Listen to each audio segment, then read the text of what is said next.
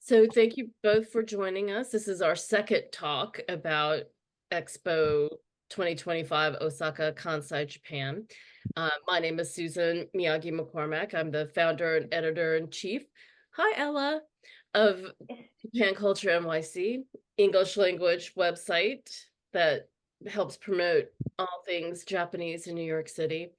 And Yvonne and I have known each other for a long time, and through Japanese related organizations in New York. And she reached out to me during the pandemic to ask me how I was doing. And we came up with an idea to have her write articles for my website that deal with working from home from a Japanese perspective.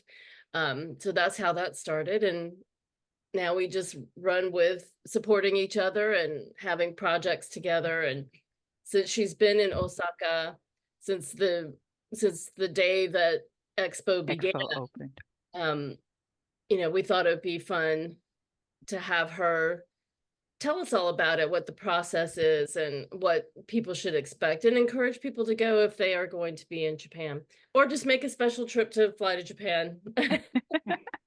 Well, Yvonne, yes. I wanted to say, I thought about you recently, remember coaching session, and then I saw this email and I thought, I really want to know what you're up to. So great, thank you, Ella. It's really good to see you. And timing worked for me somehow miraculously, though I'll have to put my stuff on okay, and it's been recorded, so we'll. Yes, right. And it's been recorded, so we can always share it with you, and reach out anytime if you want to hear more or see some more pictures. Okay, so thank you for being here. Thank you, Susan, for introducing me. So I used to live in Osaka, and I'm just very passionate about Japan and Osaka especially. And of course, I work with Japan, as you guys know. And I think Expo is very important in a number of ways. For Japan overall, for Kansai and Osaka in particular, to really shine on this global stage. I think Expo is the first global event since the pandemic that we can fully kind of just breathe and appreciate. It's extraordinary. And no matter what's going on in the world, the countries of the world have come together. Osaka is playing host, Japan is playing host, where they can show the best of themselves and all that they're doing to create a better future for us. So I'm really excited about that. And I just want to share it with a lot of people, as many as I can, who might not be able to come here. And as I happen to be here and have the freedom to go as often as I want, because I have a season pass, I want to just share it, answer any questions, show some pictures, just talk about it and spread the word. I want to do it with schools. So if you know any schools that might be interested in me beaming in and sharing with younger people the importance of, globalization, especially in America, the world is bigger than America, and this is a great way to kind of see parts of it. Okay. All right. So I'll start by actually the US Pavilion. I went there on visit too, and it was really interesting. So I want to kind of talk about that briefly, and I want to talk about a Japanese pavilion. And please stop me anytime to ask questions about what you want to know generally about Expo. Yesterday was my 9th visit. No, 2 days ago was my 9th visit, and I go on average twice a week if I'm not in Tokyo or something on business. Okay? Tom, you said you had some general questions. Is that about the expo itself or the grounds or the conditions or anything like that? Well, general question is that in Tokyo, the media is like basically dissing Expo, like, well, this place has got methane and too many bugs and all that stuff, negative things. And they make it appear that it's not popular, but if you go there, it's like really popular. Every day it's totally booked. And I try to make an appointment, and it's like, and if you don't make an appointment early, you can't even get there. Exactly. And pavilions are like fully booked. American Pavilion and so on is very, very busy. Yeah. So my understanding is that Expo is, much more successful than than people in Eastern Japan thought, and it's very crowded. So you need to book ahead of time. Yes, And then definitely. transportation is also really, shuttles are all booked. Yes. So that's one thing. And the other thing is that which gate, there's East Gate and West Gate, which I was told the West Gate is probably better for Yes. my attention. So I'm going to the West Gate, but which gate is Yes. better? Yes. Well, it's not so much which is better. Yes, East Gate, which is the main one, because that's where the train line comes in. Yeah. The new train line that they extended for Expo. So that's where it comes in. So Eastgate is always much more crowded, but they're doing everything they can to control the crowds, of course, and they stagger the entrance times to track numbers and help it move more slowly, speeded up the process of getting in better. For example, I was there and I had a 10 o'clock in the morning reservation, which is really a busy time. They're all busy times, but I was only in line for about 30 minutes. It moved very quickly because they are trying to keep everybody safe and secure by checking bags and liquids and things like that. Westgate, because that's where either the buses come in or actually boat. If you want to come by boat, there's that possibility. So it's a little bit less crowded and probably, I don't know if you have, say, a 10 o'clock reservation, you probably only have to wait maybe 15 or so minutes. And just let me address the whole thing about the media.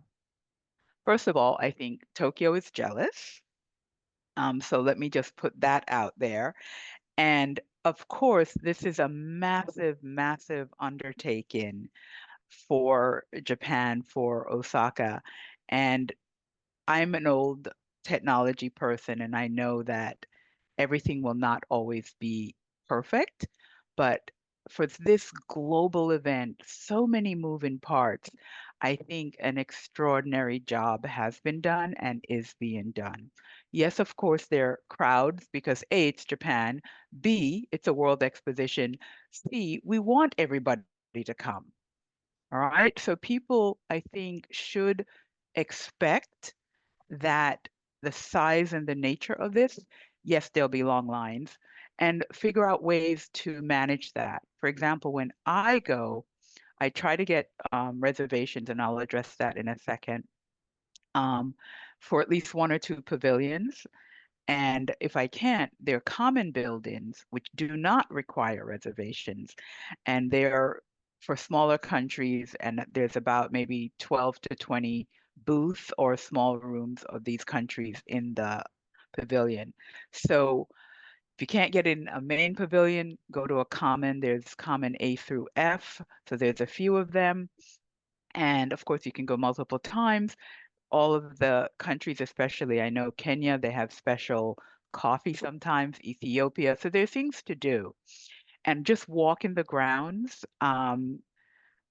Most pavilions have a restaurant or cafe component.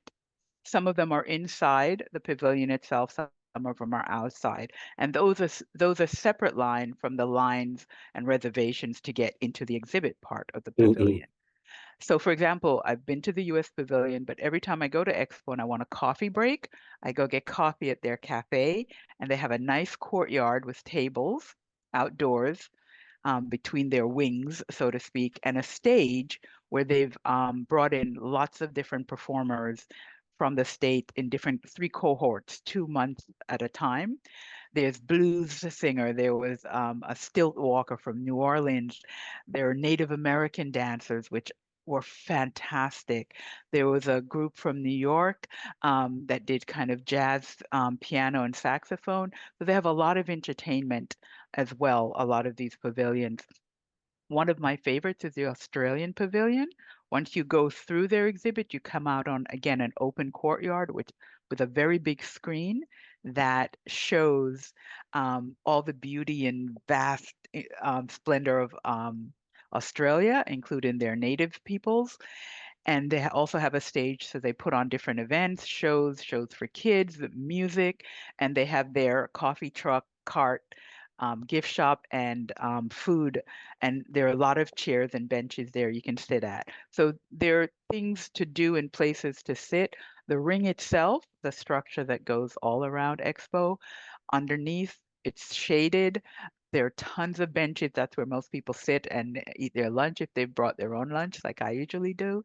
And of course, there are many places to eat, general places outside of pavilions, which might be easier to get into. The prices are not bad at all, a little bit higher to be expected, but as this is Japan, they're not going to gouge you like, another country might.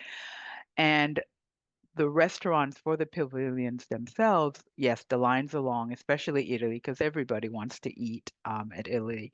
I was with a Japanese friend who her and her mother waited 8.5 hours in line for that. And of course, they didn't have to, but they were committed to experiencing it. It's all about the experience, right? And I was like, what did you do in all of that time? They're like, well, we talked. We just talked and talked and talked. We said hi to people in line. So it's up to us, I think, who go to be proactive in their enjoyment. Make sure, especially with the rainy season and the height of summer coming, that you have your umbrella for shade, a hat, enough water. You can certainly bring your own water into Expo. They do check it in a little machine. It's really cool. You just put it in and they read it to make sure it's safe. And they have water filling stations all throughout Jido Hanbaiki, which are, of course, vending machines selling all kinds of things. So yes, the crowds are there, but this is to be expected. And it's really a phenomenal opportunity for a Japanese people who might not be able to travel a lot or even who have to be able to go to these little representations of different places and learn. I've traveled a lot, thankfully, but I've learned a lot as well. So I hope that somehow answers your questions. But so the West Gate is slightly less crowded to get in, but even the East Gate, which depend on your time, can be really crowded. For example, when I do a 12 o'clock reservation, I have until 5 to go. So I kind of go around 1 or 2, and it's just moves faster. So I've spent anyway from the first opening day almost 2 hours in line because of course it's opening day. Yeah. But other times since then, even this past very crowded 10 a.m. was no more than 30 minutes. All right. And that is Now, with reservation. yes. Again, it's just the flow. It's just you're waiting for basically the TSA security check. That's so it moves fairly there. The staff is wonderful. They move you through as quickly as they can. It's just really great. And I've met a lot of wonderful people in line while waiting in lines.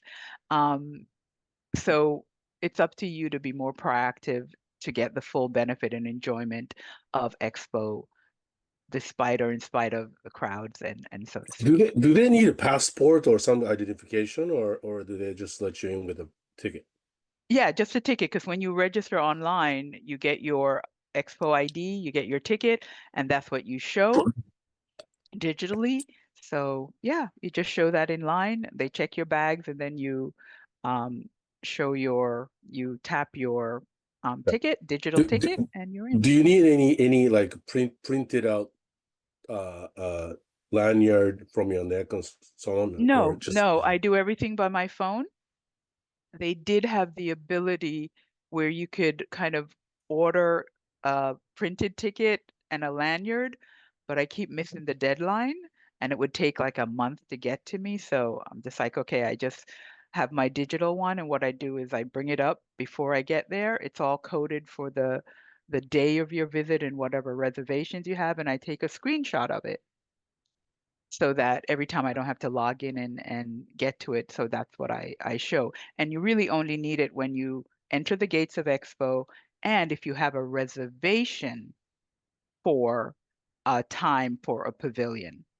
If you're just waiting on the non-reservation line for a pavilion, you don't need to show a ticket. You just wait for however long the line is. yeah, and Okay. it's typically like really long. So, yeah, one of the persons who's consulting for my company in Japan is like trying to book American Pavilion and a few other places. Okay. And Yes. Maybe I'll yes. just go to Yoshimoto Pavilion. If you can get in. Yeah, but you have a trick, right? What time do you always try to get your reservations made? Yes. So there are different things they have. 2 months, if you know 2 months in advance the day you're going, they have lotteries for that. 7 days before you have your reservation date that you've made, they have a lottery. You can put in your 5 wishes to enter the lottery pool. I've won it a few times, thankfully. And also 3 days before the date of your visit, they open up the reservation system. And I usually wait, right at midnight, I get online. As soon as it turns that 3 days, get online and try to get my reservation then. Um, Sometimes it works, sometimes it's already booked, especially the Japanese pavilion, which are very popular, and rightly so. All the pavilions in some way are very popular, but the Japanese especially, because of course all of Japan that comes wants to be part of their pavilion and the pride of that. And me, being that I work with Japan, and I definitely want to see and share, especially what is so incredible and innovative about the Japanese pavilions. I've been in 3 of them so far, and I'm always in the lottery for all of them. Those are always my 5 wishes. Um, some Japanese pavilions and all pavilions, after 5 or 7 o'clock, they open up to non-reservation, which goes faster at night sometimes. But also during the day, there's always a non-reservation line for a lot of the pavilions. But again, it depends on how long the line is. And I do say this, I remember Tech World they said it was an hour's wait for non-reservation, and I was in within 20 minutes, because they really are very good at guiding and moving the flow. And it's not like you're going to walk through the journey of the exhibition and see everything. So you're not there to stay for 30 minutes. So it really does move faster than expected. Okay. I think that's All right. surprised me when you spoke for our first talk, is that people aren't just, you don't just go into a pavilion and it's not like a museum, right? Like you don't spend hours in one pavilion. You just go through and follow the course, I'm assuming. Yes, very much so. Because again, they're showing the innovations, the journey of, from either past to present to future or future. So you're walking through a path, a journey, a discovery. Some are longer than others, but that's the beauty of it. So it really does move fairly quickly. All right. What time does it close? It closes at 9 p.m. and there is talk that it might open later, an hour later or half an hour later in the height of summer, which should be soon. So when I go, let's say I have a 10 o'clock or 11 o'clock or 12 o'clock, I stay until closing because I'm always just exploring. Yeah. And 8:30 is the second water show, which is extraordinary. Suntory and Daikin have co-sponsored the official name is, it's a water show, but it's Rainbow and something like that. The name escapes me for a second, but Oh, it's beautiful. Is that the one that's like really beautiful, but they use seawater, so like, the stuff around it started getting really corroded and stuff? Well, I don't know about corroded, but I know if you're close enough, you do get some mist. But so far, I don't know. I'm focused on the positive. It is an extraordinary show. And if you want to sit directly in front, those also require reservation. But behind that, you can just have standing room, which requires no. Or if you're on the ring, the grand ring that runs around, you can see it, but from behind, but it's extraordinary. That's where I usually watch it, from the ring, but I was at a special event at the Women's Pavilion sponsored by Cartier and a group of Japanese business professionals, women I'm affiliated with, and we had reservations for right in front, and it's even more extraordinary. So, Oliver, thanks for joining us. Did I answer all your questions, Tom?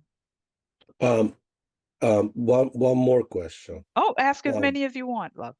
Yeah. So, how many? What was the ratio between like Japanese people versus foreigners? Of course, you Wow. can't tell the difference between Yeah. Chinese and Japanese, but And well, yes, I lived here for 8 years. Yes, Tom, I okay, you can can. tell them. Okay. So actually, tons of Japanese people, because again, no matter what Tokyo is saying and the media is saying, people are coming in, they're joyful. There's young, there's old, there's school trips, young school children, high school, junior high.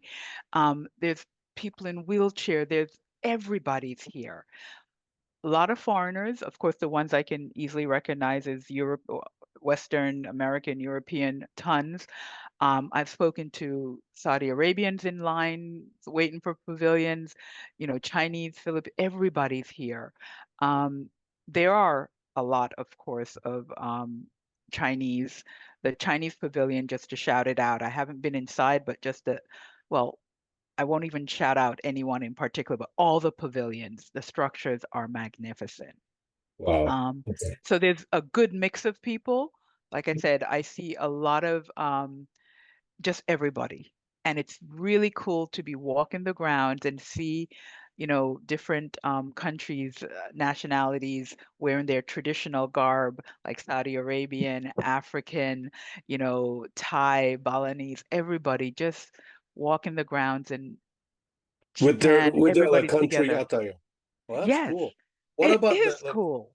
food? I mean, is it like a Disney World In where terms you have like of in terms of like cultural experience in each pavilion, they have their own food and stuff? Yes, yes. So most of the pavilions, the large standalone structure pavilions, not the common areas, they only have snacks or coffee, Mm-hmm. have a restaurant, an outright restaurant, or kind of a cafe.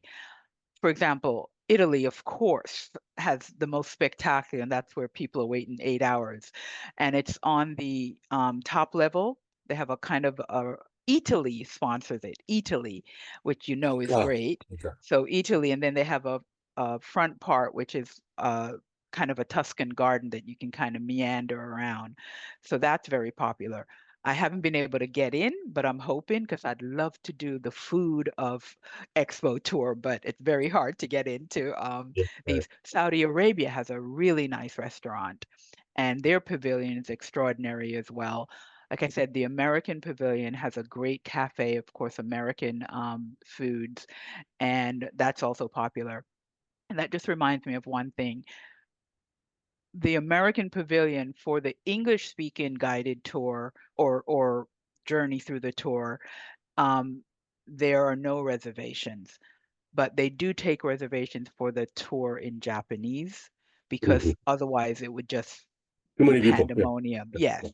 So, yes. So, yes, I'm waiting to try more of the food. I usually bring my own little snacks and water, but I've eaten at a general food court and I've had Korean food, I've had ramen. And because of the special event I went to yesterday, um, we went to the Suntory Daikin co-sponsored restaurant, which is right Mhm. next to the water show area that they also sponsor. And it's Mhm. a full-blown restaurant, Suntory wines and whiskeys and great food. So that was really wonderful. So I'm really looking to explore this Spain, España pavilion, which is extraordinary, has not only a cafe out outside. You go up into the pavilion, but there's another entrance for the cafe here. But inside, they have kind of a wine, their gift shop. Most pavilions have a gift shop as well. Next to that, they also have a wine kind of tachinomi, like where you can Mhm. stand Mhm. and have a glass of wine. So that's good. And I think more pavilions should do something like that, especially Italy, because just instead of sitting down for a restaurant, that's what takes so long, have a little pop up. And I'm sure a lot of them are doing it because I saw again the American Pavilion. Not only do they have the restaurant, but in front they have a little stand selling a few things as well. Eh? Gosh, this is like a world tour. I mean, I'm looking at the map and it's got everything. Yes, yes. And let me get to some pictures because I don't want you to just listen to me talk, talk, talk, talk, talk, talk, talk. Let's see if I can show you some pictures here. Can everybody see my screen? Yes. Yeah. Great. So, and please, again, jump in with questions as you want. Let me see what folder. I have thousands of pictures. And for those who just joined, I write about this. Susan, I don't know if you shared my info yet. Each visit, I'm up to visit 9, and I'm writing visit 7 still. That will go out this week, next week, sorry. I usually post on Monday or Tuesday. Each visit, I post and talk a little bit about the pavilions that I've gone to and share more pictures. And then I summarize it on LinkedIn. And then I also summarize on Instagram. And connect with me.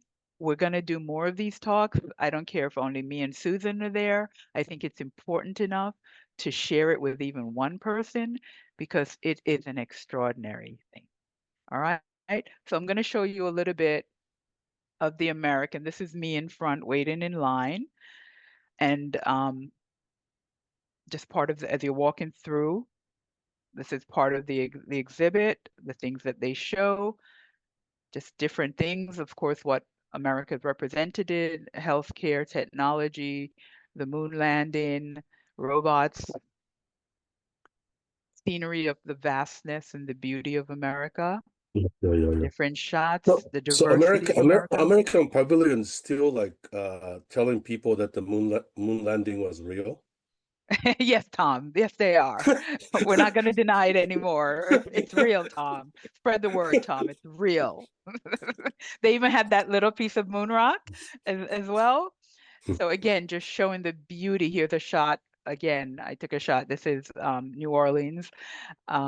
So it just shows the vastness and beauty. And of course, very popular with everybody. The Japanese love it. And this little creature here. Can you see my little pointer at it?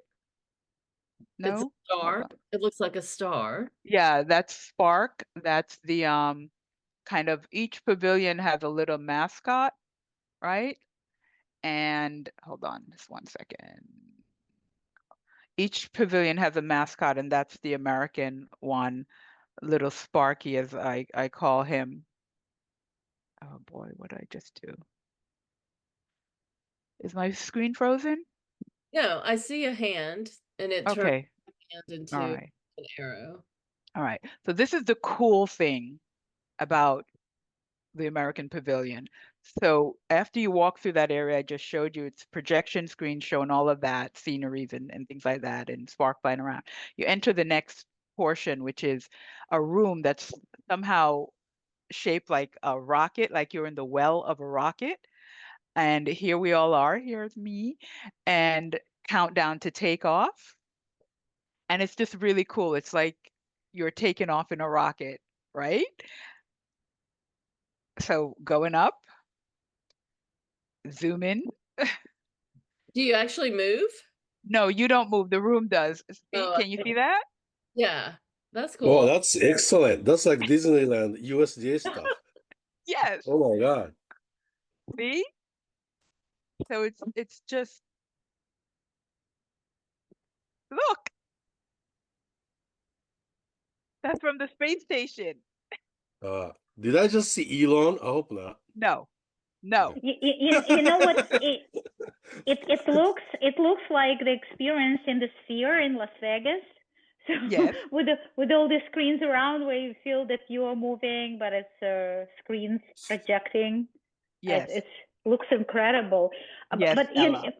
you know what? I have a question. I know nothing about this event. Apparently, I'm not in Japan. I'm in the Bay Area. Maybe you can give a little bit of a background about what it is. Okay, of course, of course. So just let me run through this and then okay. So the World Expo, I'm sure you've heard of world fairs or just regular expos, but the designation of Worldwide Expo, which is what's happening in Osaka, is done every 5 years. All right. There are smaller ones. For example, Serbia is holding an expo in 2027, but it's not a world expo. So this is a world expo, and it's 160 countries totally that are here. Osaka, Japan is hosting it. And the theme of it is designing society for future lives.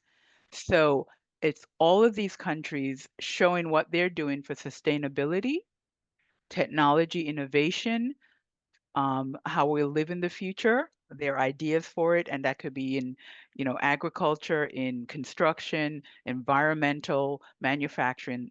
That's what they're showing, how we're all working towards creating society for future lives. It started on April 13th in Osaka, Kansai, Japan, and it runs until it started on April 13th and runs until October 13th. So it's for 6 months. Okay.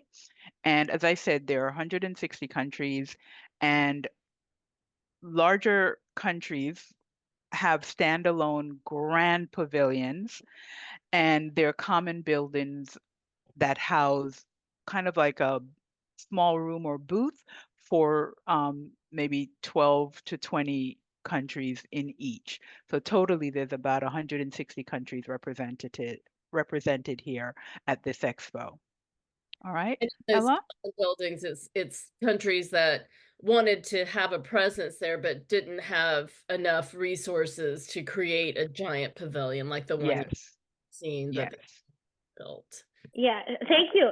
That helps. Yeah, I have seen world fairs, but yeah, I was not. Yeah, but you know what? It surprises me that the United States is still represented somewhere where sustainability leads the way. I'm just pleasantly surprised, and I hope this would not change. So let's hope the country follows through with things that they're presenting here. Exactly. And I'm just going to show briefly, Ella, this is Azerbaijan, which I never pronounce right. This is their pavilion. So again, you pronounce pretty well, Azerbaijan. Yeah. Okay, great. So just beautiful. I mean, this is their standalone pavilion. These are they're architecturally splendid, these buildings. I have tons of photos of them. This is Monaco. And this is the stairway up to the escalator up to the Grand Ring, which is a 2-kilometer wooden structure that encircles the main part of Expo. Everything is inside, but there are, of course, also things outside. It's Turkey, Thailand. So these are just Spain. These are just this is, what is this? Australia, maybe? Australia. Yes, Australia. These are just, the edifices are just incredible. And this is inside of a common building, Gabon, and what even the smallest country are doing towards, sustainability, being eco-friendly, the future. So it's just magnificent. So just kind of give you a sense, this is again inside of a common building. Here we have Ethiopia, and different things represent, that's how that's laid out. Okay. Kansai Pavilion was raining on open day, but that didn't stop anybody, including me. So I'm just trying to show you some of the structures. This is by I think Osaka Gas, and I haven't gotten into it yet, but it's supposed to be this kind of egg kind of experience. Like I'm looking forward to all of them. So Panasonic, see, these are some of the Japanese companies, of course, anchor companies represented. So that's just so back to the American Pavilion, that was just part of their exhibit. There's a lot of, digital extraordinary screens showing the magnificence of countries. And there's also interactive components. We have about 20 minutes left. So any questions while I queue up a slide?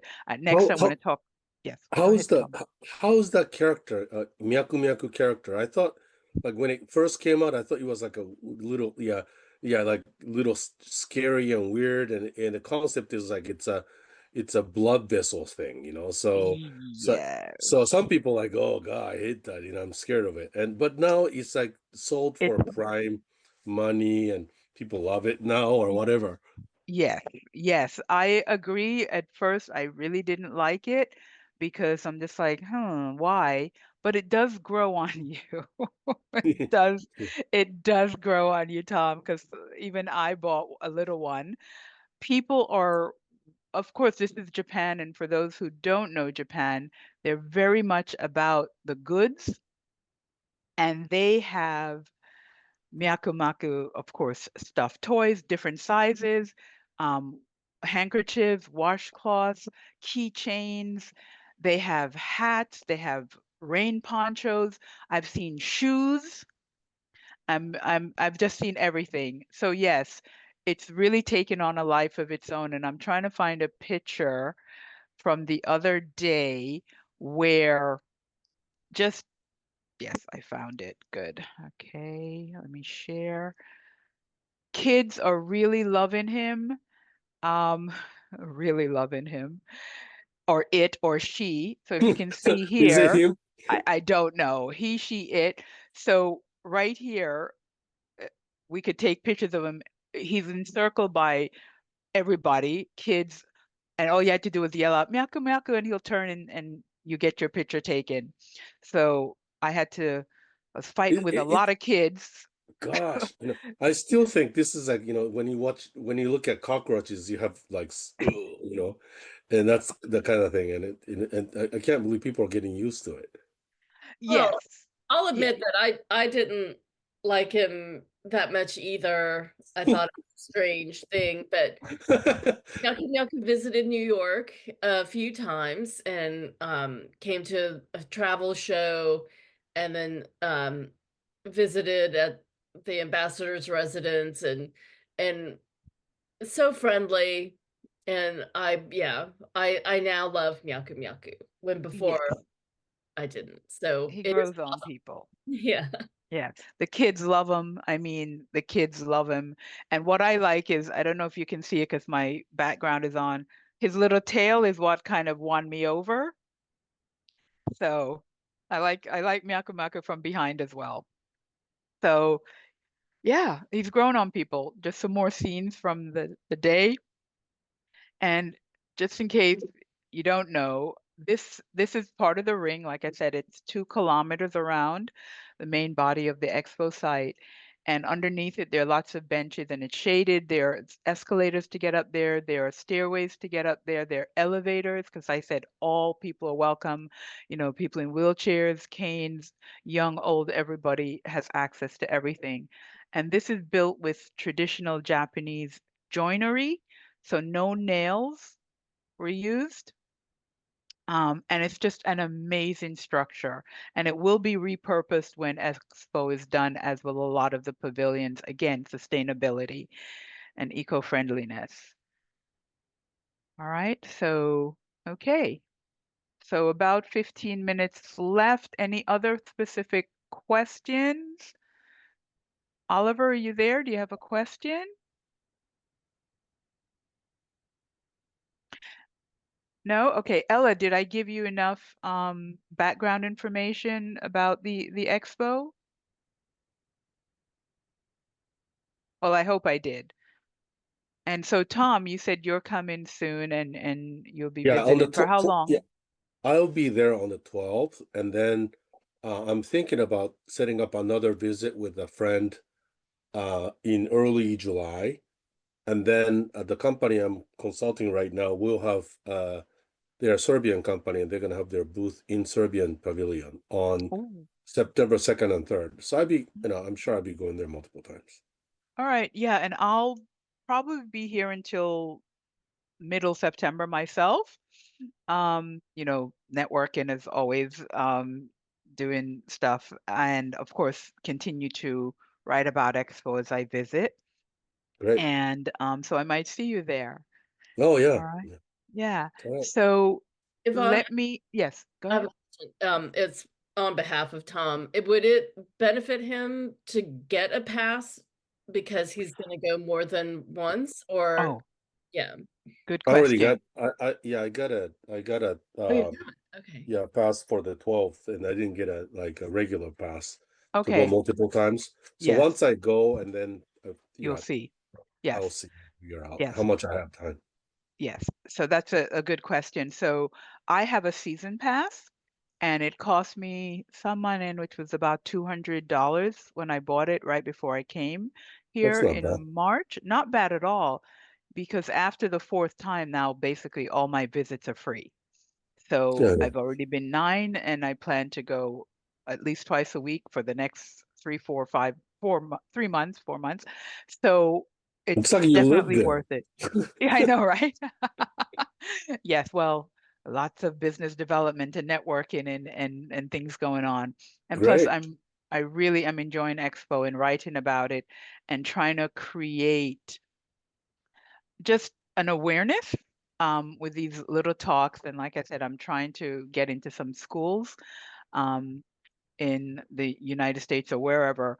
But one thing I did do, one of my sisters is a lawyer, and she has a nonprofit, and she it supports a school in Jamaica, which is where we were born. Okay. Country school, like we started out in the country, and it's a one-room schoolhouse. And when I went to the Jamaica booth in Common Building B, Mm, I made sure I took videos and pictures, and I made a little presentation and for her mm. class. And I got the booth representative to kind of say hi to the class, because I wanted to show them, just like they're young and there are possibilities no Mhm. matter where you come from, how small it is. I mean, look at me and Little Jamaica, which is very popular in Japan, one of the most popular booths as well in the common building, that they can see themselves and the possibilities for them. And that's what Expo really means.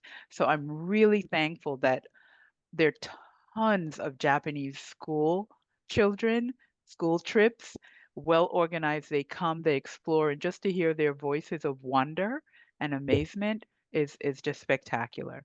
Because for them, some of them it's their first expo. For older people, it might be their last expo. And for people who were that's easily accessible, in Japan and so forth. And it's just discovery and wonder and magic and exploration in everything that you do Oh here. my God. I mean, you should record this in YouTube and then broadcast it, and then start You're collecting some recording dues. it. And the other thing is that there must be a lot of demand for foreigners who don't speak Japanese, or locally, you could be a tour guide, you I know. tried, Tom. I tried talking to the Osaka Planning Committee. I tried because again, I believe in it and I was happy to volunteer. And and of course they're doing what they're doing, but I'm doing this as a labor of love. And if anybody wants to pay me, fine. But I believe it's important enough to share.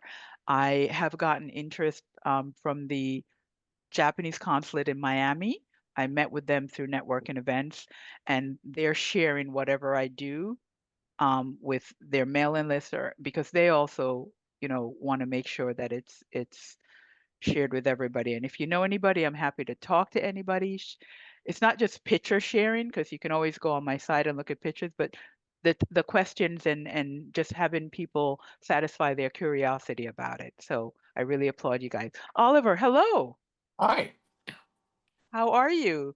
Thanks very for good. joining us. I know you've been here, but it's lovely to see your face. Thank you. Um, do you have any questions for me No, or it's very us? exciting. I'm thinking about going there.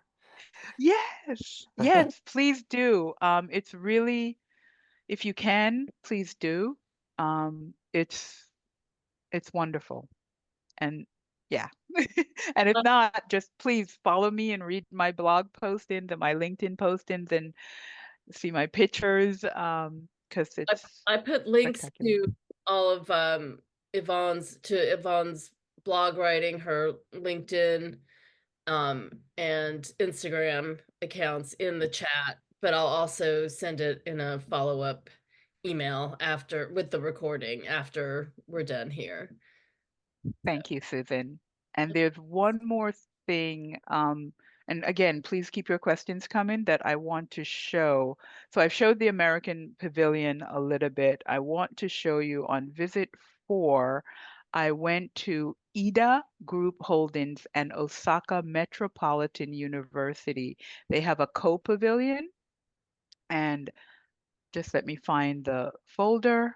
Why am I not finding anything today? I apologize. And it's an extraordinary pavilion. And just, oh, okay, here you go. I've got it. Let me share.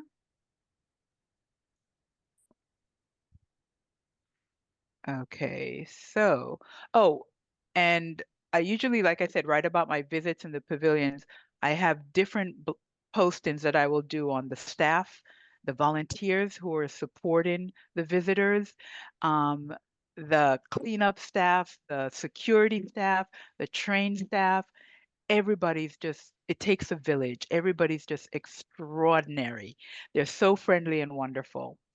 So right here is the Ida Group and Osaka Metropolitan University Co-Pavilion.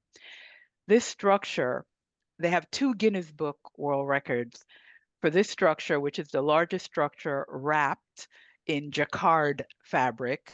I call it kind of kimono fabric. It's beautiful. And they had it specifically designed based on an old textile pattern for this. And this is actually a fan. It's better when seen from above, the entranceway. And this is also a record holder, Guinness Book record holder for largest fan structure on a roof. They went all out. So this is how you get in. This is probably the non-reservation line and then the reservation line. So it's just magnificent. There are different views of it. See, when you don't have a reservation, they tell you here, you have 20 minutes to wait. So you're always kind of, informed. Australia, sorry, I'll get back to like Disneyland in LA has this, if you pay like $100 or whatever, then you can skip lines and go through quick lines. Do they have something like that? Well, it's only the reservation system. They are, again, they want to be as fair as possible and make sure everybody has a chance at access. So it's none of that. It's reservation. Like, for example, let's say I have a reservation today from 1:15 to 1:30. That's the time to go in. So yeah, again, it's Japan. So they're about fairness and being included, no gouging, no whatever. Of course, they're VIP guests. That's, you get your own special for that, for like, politicians, business, who knows, but they do have VIP as well. But everybody else, it's the reservation system or the waiting in line. All right, so let me quickly show you Ida Group. I found it. All right, so this is a close-up of the fabric that wraps the whole pavilion.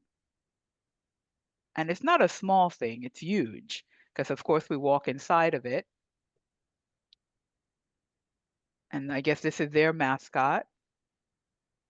And inside of that beautiful kimono old textile structure, you walk in and they have a model city, a model of a future city, smart living, smart house. It's fantastic. Just some shots of it and you walk around it. Let's see if this will play.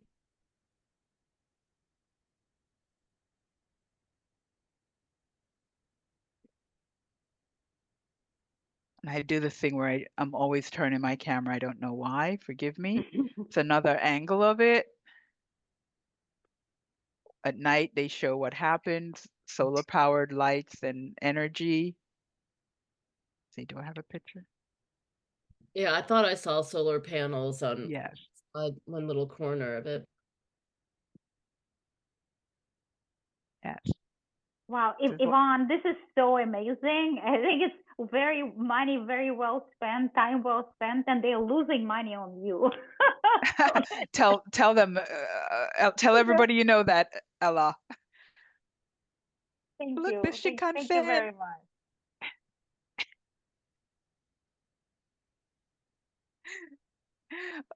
I get excited. So this is just more, they're showing energy. I think you touch this and it lights up, and just some explanations of the plans they have for, providing energy for homes, harnessing,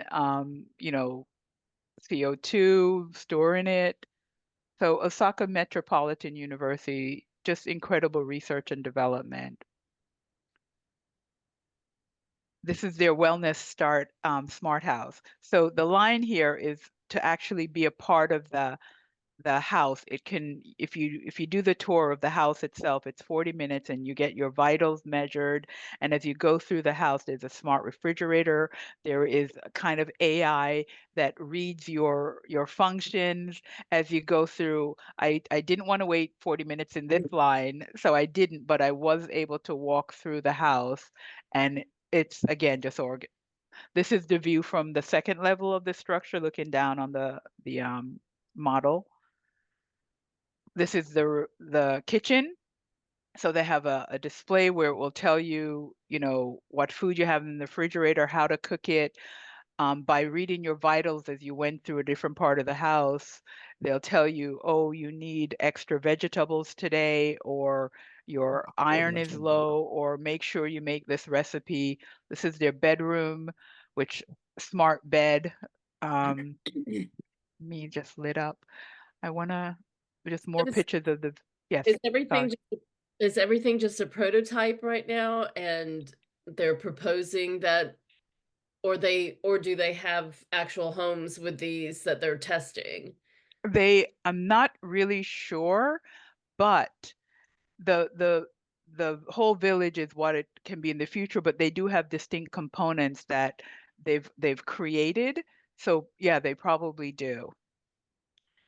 Or it's coming real soon. So yes.5月1号到10月31号。I'm going to meet you, Oliver. Okay, so again, Ida Group Holdings and Osaka Metropolitan University. And just for fun, this is Gundam, which is a very famous character. And of course, it's impossible to get into this pavilion because every young person has that on lock. But it's just awesome. And daytime, it's awesome. Night, Expo at night, I'm going to do a specific post about Expo at night, because during the day it's magnificent, at night lit up. The ring, it's just, I'm running out of words, extraordinary. All right. Now we have about 3 minutes left. Thank you so much. Any more questions, please? I'll be doing more of these. And if you're really interested or you support, please, when I post, if you don't follow me on LinkedIn, please at least like, and any comments that you had, like today, what you said, Ella, I appreciate that. If you want to send it to me in an email, that way I can do it as a testimonial. Same to you, Tom and Oliver, because again, it's a labor of love, but it's tied to my business eventually. But if that helps letting Japan and everybody know that this is an extraordinary thing, and I'm trying to share it as much as possible. And I'm sure there are many other people sharing it as well, thankfully. And yes, this is only talk number 2. I don't want to do one every week because that might be too much for people, but if interested, let me know. But probably every 2 weeks. Yeah, and let us know ahead of time a little bit earlier, and I can broadcast it to my network. Yes, Tom, thank you. So we're planning the next one for maybe in 10 days or 2 weeks. We'll definitely get that to you. I appreciate that, and thank you. All right.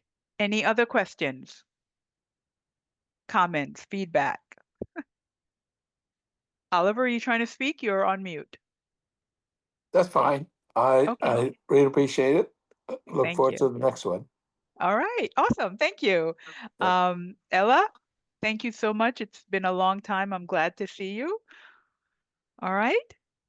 Thank you very much. Thank you very much. It's really impressive. Thank you for all your questions and comments. Take care. Bye. All right. Bye. See you next time. Bye. All right. Bye. Bye.